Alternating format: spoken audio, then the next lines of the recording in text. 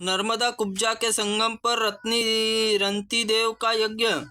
राजन, पितर, पितामह, मातामह सभी आपस में गाथा करते हुए कहा कि क्या कुल में कोई ऐसा धार्मिक पुत्र उत्पन्न होगा जो नर्मदा के जल से पूजित तिल युक्त हविष्य पिंड देगा, जिसमें कि लाखों वर्षों तक तृप्त रहकर हम परम गति को प्राप्त होंगे।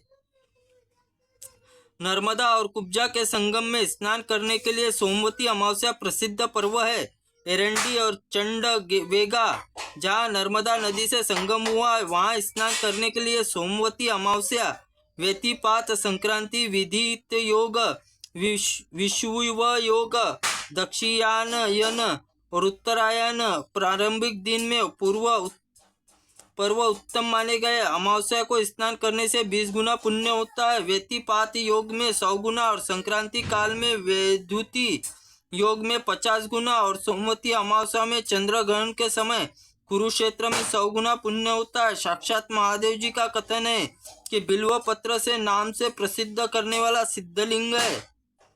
ब्रह्महत्या नाश करने वाला, उसके दर्शन से स्पर्श से मनुष्य शिवलोक में प्रतिष्ठित होता है।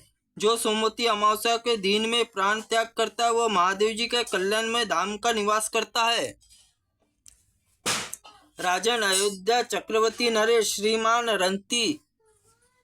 रंती देव इंद्र मनुष्य महापराक्रमी राजा थे। समस्त धर्मात्माओं के श्रेष्ठ माने जाते थे। उनके राज्य में मनुष्य शोक, मात्सर्य, रोग और दारिद्र्य का दुख नहीं होता था। सब प्रजा दीर्घायु, धन धान्य से संपन्न थी। गोवे स्वयं इच्छा के अनुसार दूध देती थी और पृथ्वी सदा हरी भरी खेती सुशोभित रहती थी। इस प्रकार पृथ्वी पालन करते हुए राजा रंती देव अपने पुरोहित मुनिवर वशिष्ठ से पूछा, महामुने, किस तीर्थ में निर्विघ्नता पूर्वक यज्ञ सिद्ध होती है? मुनिवर वशिष्ठ ने कहा कि राजन, पुराण में सब तीर्थों से बढ़कर उत्तम तीर्थ उसे बताया गया है जहाँ नर्मदा नदी बहती है।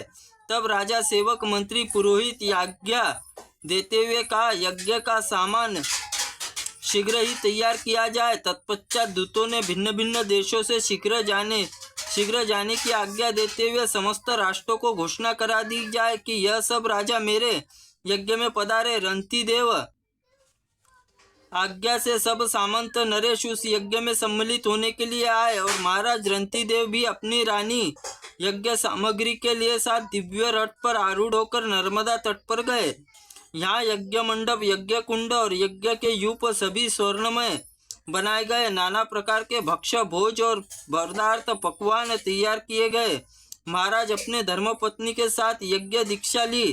तदनंतर नर्मदा सुंदर तट पर उनका यज्ञ प्रारंभ हुआ। उसमें घूमर रहित अग्निदेव प्रत्यक्ष प्रकट होकर प्रज्वलित हो रहे थे। ब्रह्मा और इंद्र आदि देवता, लोकपाल, मरुदगण, विश्वदेव, साध्य, वसु, चंद्रमा, सूर्य, नदियाँ, समुद्र, पर्वत, सब तीर्थ, मातुगण, सिद्ध, गंधर्व, यक्ष, नाग, राक्षस, उमा सहित शिव, देवेश्वर, विष्णु, इन सब के लिए राजा ने पृथक पृथक यज्ञ भाग दिए। त्रुटिपूर्ण वाक्य के लिए भगवंत आप हमें क्षमा करें। ओम नमः शिवाय नमः। ओम स्कंद पुराणाय नमः।